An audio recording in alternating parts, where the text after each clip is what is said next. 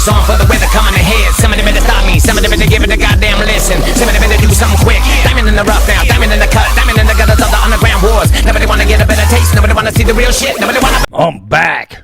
Rhodes Rants on Star Wars.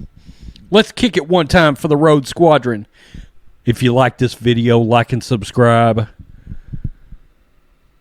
And to the thousands in attendance and the millions upon millions watching at home on TV,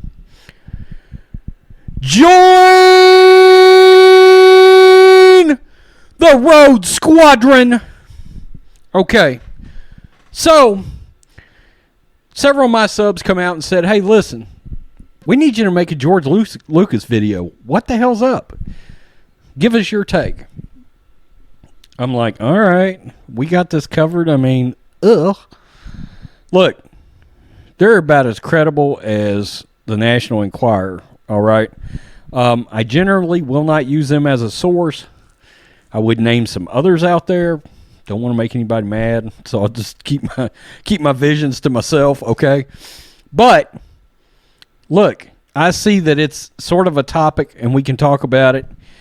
Right off the bat, percentage chance that George Lucas comes back and gets full creative control. 10% maybe.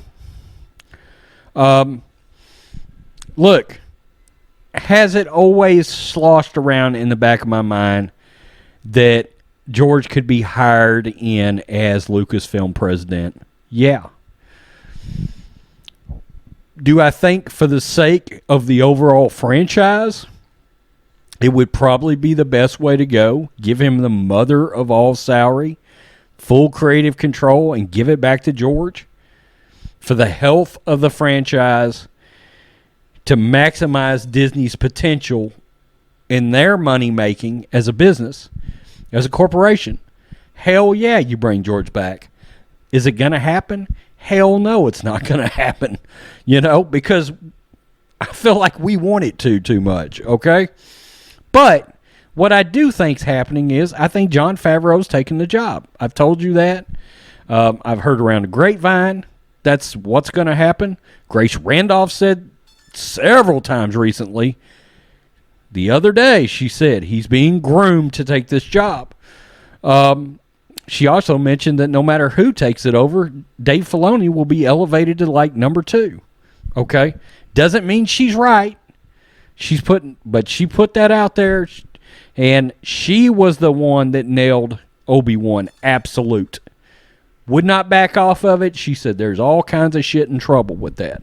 So then comes several of my subs going, what's the odds that Obi-Wan got in a bind because somebody is taking over, or they've taken the power from Kennedy?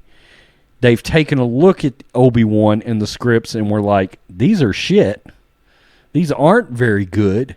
Now we're hearing Dave Filoni or Christopher Yost, or a combination of both, may write the Obi-Wan series. Well, if that's the case, the Obi-Wan series is going to end up in a better place. You know, and they're saying they may not even, the release date may not even get moved, okay? Now, we don't know that's going to happen, but when Variety reports it, they know something's going on with Filoni and Yost, or both, involving the Obi-Wan in writing that project. Okay? People were like, if they're in a transition phase, maybe they didn't like the place Obi-Wan was in. Let's be honest, folks. It's certainly possible that Kathleen Kennedy had approved scripts that creatively could have sucked. Right? Kathleen Kennedy is blind as a bat creatively. She's got a blind spot when it comes to creative vision. See The Rise of Skywalker. See what happened with Solo.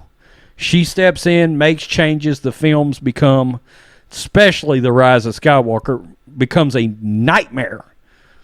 Creatively, her vision birthed out of her loins Rian Johnson's The Last Jedi. 2.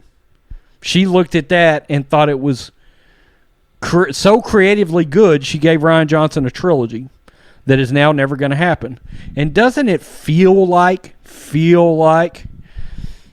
Kennedy is sort of being moved aside in such a manner that Rian Johnson has been sort of moved aside?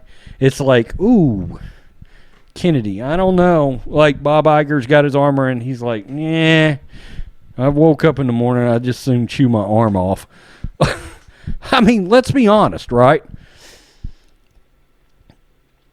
It just feels like something's going on behind the scenes there, and that what looked like a terrible negative in Obi-Wan may end up being a positive if somebody like Filoni or Yost gets a hold of the project, okay, versus whatever it was Kathleen had seen in her vision. And Ewan McGregor stepped out and he sort of defended her. I'm not sure what Kathleen's got on everybody that they seem to love her so much. But, you know, that's Hollywood. That's the kooks out there and whatever. So that's my take on George Lucas. 10%. 80 Favreau, 10 Filoni would be all the way up there. I think there's some administrative stuff that I'm not sure Dave's got that they would look for in that position. Creatively, yeah, absolutely. But they need somebody that's a heavy hitter. Iron Man, you know. Whatever you thought about Lion King, I really liked it. A lot of people didn't, but it was a massive success, right? And he's just got a laundry list. Made, Swing, you know, just all kinds of great movies that he's been a part of. So tell me what you think. George Lucas, yay or nay? I say no. Sure, we wish, but no. Peace. I'm out. Till next time.